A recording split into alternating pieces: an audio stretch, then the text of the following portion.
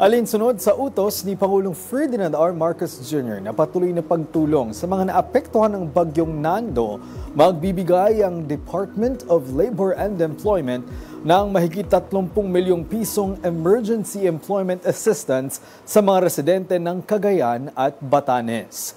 Ang inisyatibang ito ay ipatutupad sa pamamagitan ng tulong panghanap buhay sa ating disadvantaged workers o TUPAD program ng DOLE. Layo nitong magbigay ng agarang kabuhayan sa mga nasalanta ng bagyo sa pamamagitan ng 15 days paid community work.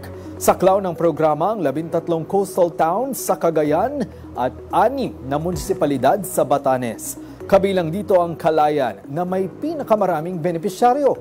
Tiniyak ng DOLE na agad na makararating ang TUPAD assistance sa pinakaapektadong mga residente. Patuloy din nila ang kanilang efforts para maipaabot ang angkop na programa at serbisyo para sa mga nangangailangan nito.